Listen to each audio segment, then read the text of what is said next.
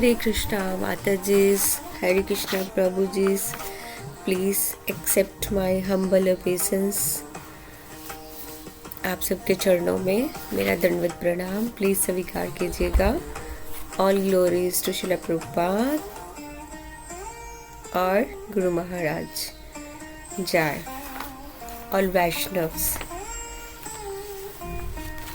तो श्रीपद हरिचरण चिंतन आज की सीक्रेट्स ऑफ भागवतम, गूढ़ रहस्य भागवतम कक्षा में आपका बहुत बहुत स्वागत है जी.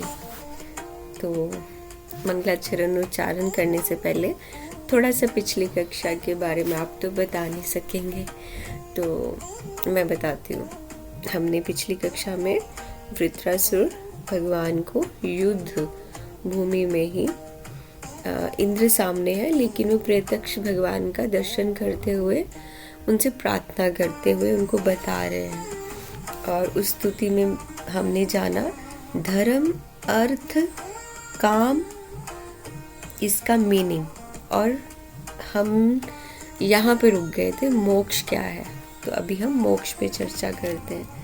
तो वृत्रासुर कैसे एक वैष्णव धर्म निभाता है, इन शॉर्ट जल्दी से बताऊं. धर्म क्या है वैष्णव के लिए? सत्संग, सेवा, सुमिरन. एक वैष्णव का धर्म क्या है? सत्संग, सेवा और सुमिरन. बस हमें और कुछ नहीं चाहिए. और इन सब का अर्थ क्या है?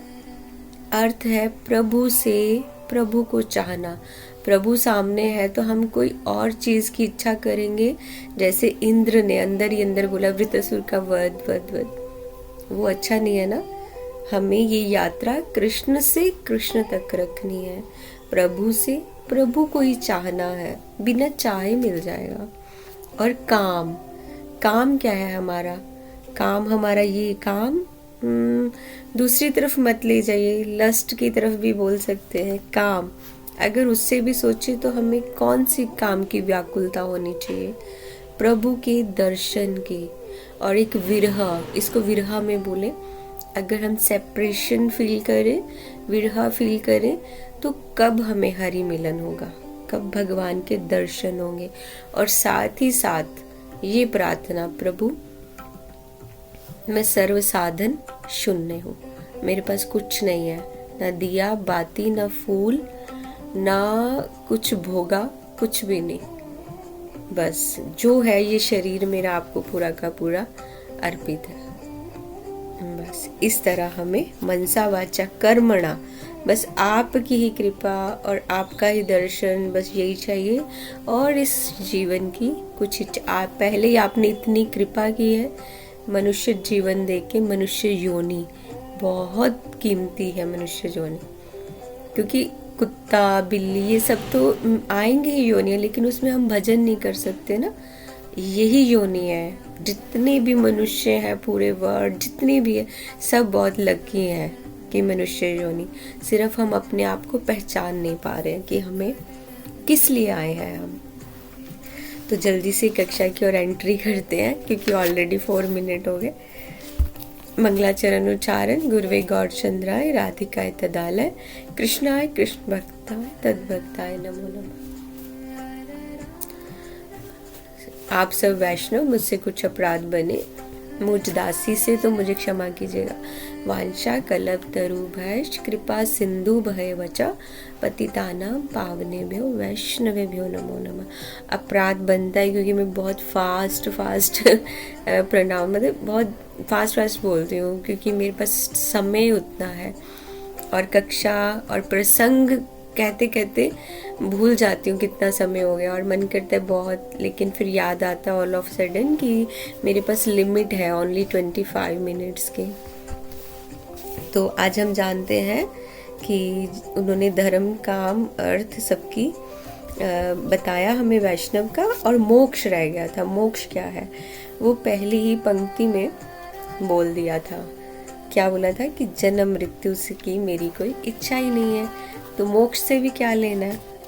मोक्ष तो यही है ना, जन्म मृत्यु से परे मिले तो वो है मोक्ष. लेकिन उनको मोक्ष नहीं चाहिए. अगर हम सुनते तो हम तो पता नहीं कितने त्याग कर देते कि हाँ हमें मोक्ष मिलने लगा है। लेकिन उन्होंने कहा मुझे मोक्ष नहीं चाहिए, मुझे क्या चाहिए, मुझे तो आपके भक्तों का संग चाहिए, कि मेरा जन्म हो, मुझे मोक्ष नहीं चाहिए। इससे तो मुझे और भी डर लगता है। श्री वृत्रासुर कह रहे हैं, असुर नहीं कहना, श्री वृत्र जी ये वो कह रहे हैं कि मुझे तो इससे डर लगता है, क्योंकि मोक्ष हो जाएगा तो आपका नाम रूप कहीं नहीं होगा, तो क्या करूँगा मैं, उस भुक्ति से, उस मुक्ति से नहीं चाहिए कुछ भी। तो भगवान बोलते तो क्या चाहिए, तो बोलते हैं कि कैसी निष्कामता है ना उनकी भक्ति में, वृत्रासुर जी की। इससे थोड़ा सा मैं बताती हूँ कि वृत्रासुर कौन थे। पास्ट जन्म में वो चित्रकेतु नाम के राजा थे, और पार्वती मैया के श्राप से वो राक्षस देह मिला उनका। और वृत्रासुर का नाम भी क्या, असुर तो है ही है, लेकिन वृत्रा नाम भी उनका क्या था कि आपको घेर लेने वाला, घेर लेने वाला। वृत्रासुर चित्रकेतु नाम के पास्ट लाइफ में वो राजा थे, ये हमें याद रखना है। इसीलिए उनकी अनन्य भक्ति भगवान के प्रति, क्योंकि वो पास्ट लाइफ में बहुत मतलब अनन्य भगवान के डिवोटी थे। तो ऐसी निष्कामता उनकी कि उन्होंने कोई मांग ही नहीं की भगवान से, कि उन्होंने बोला कि मुझे ना ब्राह्मण कुल में जन्म चाहिए, ना पैसा चाहिए, कुछ नहीं चाहिए। हे नाथ, आप सिर्फ इतना करना कि मुझे आपके भक्तों से मैत्री बनी रहे। तो वो 4 श्लोक अभी हम करेंगे, जो चतुर्श्लोक की भागवतम है। उससे पहले एक क्वेश्चन, सात्विक जीवन क्या है। ये एक डिवोटी है, उनका प्रश्न था, माता जी सात्विक जीवन क्या है। मुझे इतनी समझ तो नहीं है, मैं भी एक पतित बद्ध जीव हूँ, भक्ति में बस प्रयासरत हूँ। आप सबके आशीर्वाद से सात्विक जीवन क्या है, ये श्रील गुरु महाराज की कृपा से बताने की कोशिश करती हूँ। सात्विक नाम आते ही किस पे आपकी सोच किस पे गई, 100% खाने पे गई होगी कि माता जी हम तो लहसुन प्याज नहीं खाते, हमारा तो सात्विक नहीं। आप सत्य हैं, सच में सात्विक नाम आते ही हमारा थॉट उधर जाता है खाने की ओर, सात्विक आहार। लेकिन यहाँ पे बात आहार की नहीं हो रही है। सात्विक से मीनिंग है सात्विक जीवन। उन्होंने बोला जीवन क्या है, जीवन ये है हमें अपनी आवश्यकताएं कम कर देनी है। अगर गाड़ी बंगला ये सब है तो वो सात्विक जीवन नहीं जी रहा है।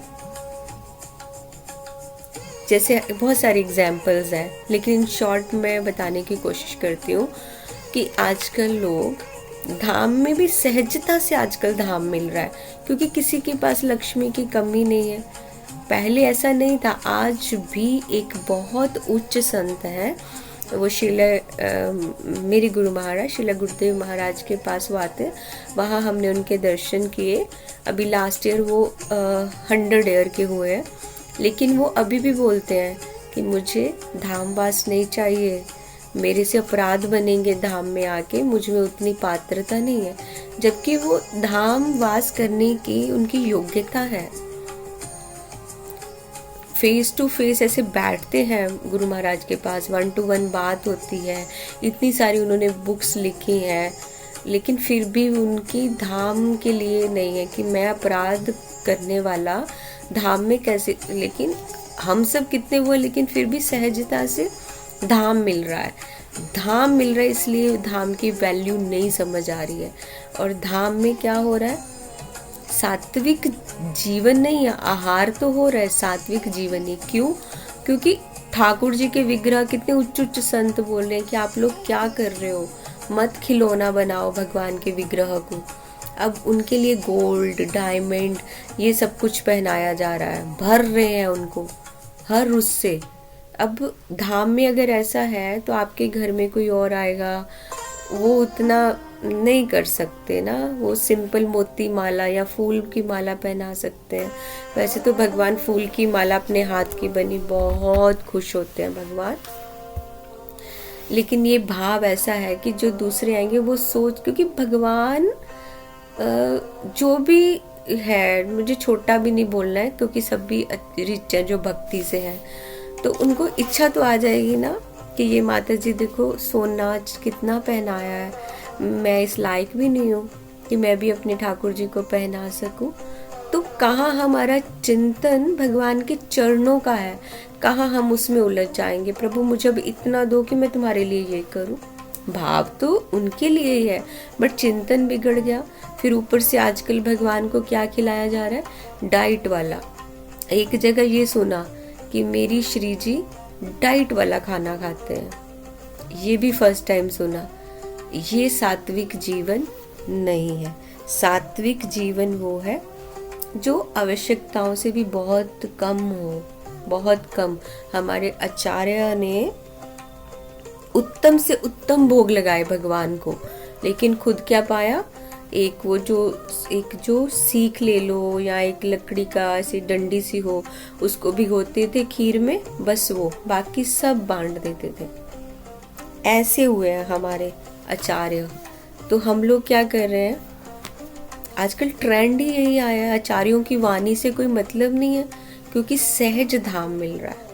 तो ये हुआ आपका उत्तर। प्रभु जी, माता जी, सात्विक जीवन ये है आवश्यकताओं से कम जीवन जीना, सात्विक जीवन। अगर सहज धाम में मिला तब तो बिल्कुल संग्रह नहीं करना है, सोना चांदी रुपया पैसा बिल्कुल भी नहीं। जो भी संप्रदाय से हैं, क्योंकि आजकल ये भी बहुत आ रहा है सामने, तो अपने गुरु आचार्य उनके कदमों पे चलिए कि क्या हमारे गुरु ने इतना संग्रह किया है क्या। सिंपल जीवन जी रहे हैं तो वैसे चलने की कोशिश कीजिए, क्योंकि एक ही बात आती है ना, सहज स्वभाव पर्यो नवल किशोरी जी को, सहजता दयालुता कृपालुता की राशि है। ऐसी है हमारी श्री जी, डाइट वाला खाना नहीं खाती है। ठीक है, चलो एनीवे, ये हुआ आपका आंसर। नेक्स्ट हम चलते हैं। इसमें तो बहुत कुछ आ गया इस बात में, तो कि जब कहीं आपको ऐसा भी मिले तो नारद भक्ति सूत्र में भी बोला है कि ऐसे संग का त्याग कर देना चाहिए। जहाँ पे ऐसा मिले, आपका चिंतन बिगड़ रहा हो, आप भक्ति देख रहे हो पर वहाँ पे तो आप सोने चांदी हीरे मोती डाइट वाला ठाकुर जी को पवा रहे हैं। अगर ऐसा लग रहा है कि वहाँ पे मेरा चिंतन बिगड़ रहा है, तो नारद भक्ति सूत्र में नारद जी ने बोला है, दुसंग सर्वथा त्याज्य, कि त्याग दीजिए, आपको कोई अपराध नहीं है, कोई भी। जैसे हमारी बाईसा मीरा बाईसा, वो अपनी सेवा पूजा में थे, तो उनकी मतलब घर पे बोला कि कोई साधु आए आशीर्वाद लेने, उन्होंने अपनी सेवा पूजा को, अपने गिरधर लाल को प्रायोरिटी दी। मुझे नहीं चाहिए कोई आशीर्वाद किसी का, मुझे नहीं चाहिए, मेरे पास सब कुछ है।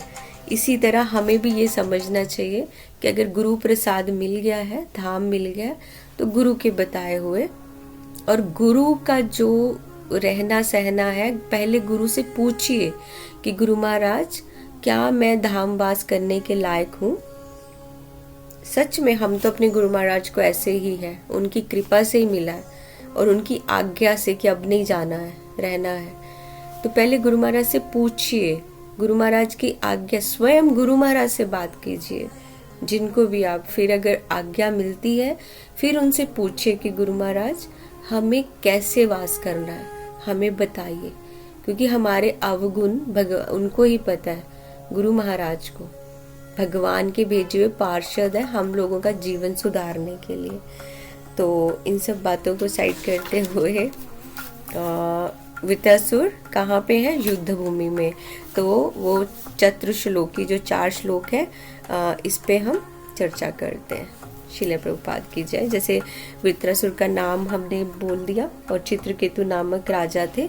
फर्स्ट श्लोक, अहम हरे तव पादेक मूलम दासा अनुदासो भविता अस्मिन भुव।